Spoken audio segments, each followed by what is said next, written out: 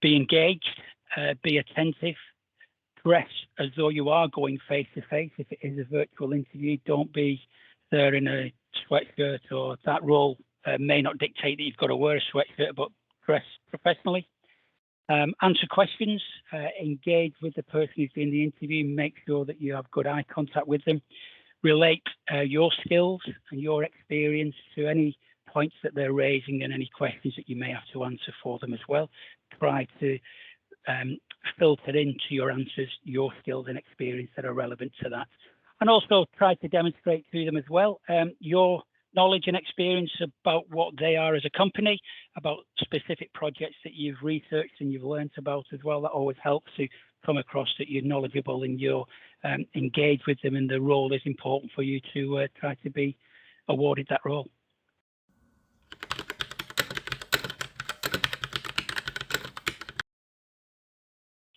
You've got a nice quiet space, no distractions, that it's a clear background as well. You don't want things too busy, or your favorite posters on the back wall, which may or may not be relevant to you.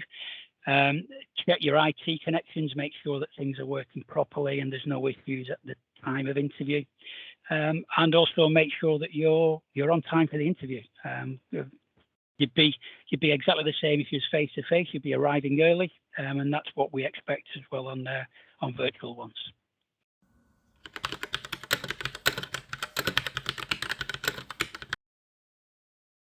Good questions are always good.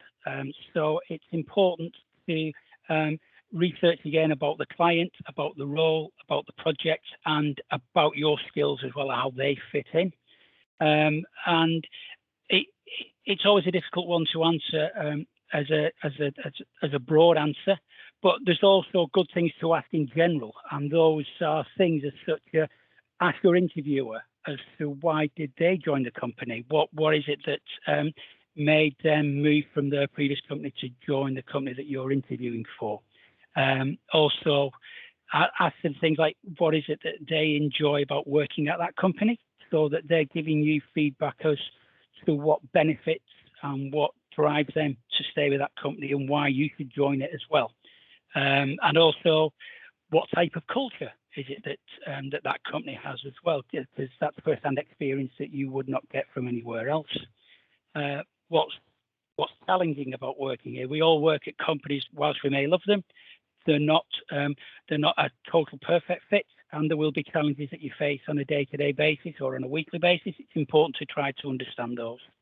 And I think also as well, to show your commitment to the role and you're thinking long-term, I would also ask is that if all went well, in 3 to 5 years' time, where would you envisage me fitting in within the company and within my role here?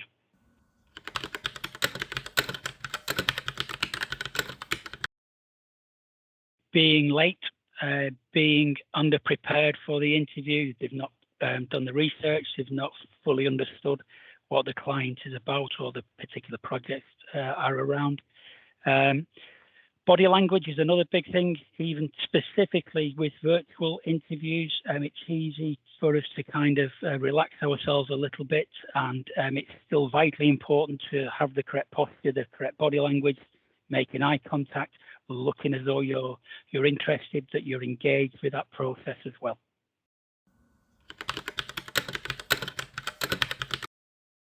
Yeah, I'd always close interviews by making sure that I believe I've got all my points across and I've portrayed myself the best way that I can to that client. So I would ask things like, are there any concerns that I've not addressed for you during this interview that I can address for you now? Ask that question. Don't be afraid to ask that. It shows to the interviewer as well that, again, you're engaged, you're keen on that position, you're keen on the company, and you show an interest within the role and the process itself. Express that interest and ask what the next step is. What is the next step in the process after this interview, so that you're clear as to what the next process is, so you have an understanding as well.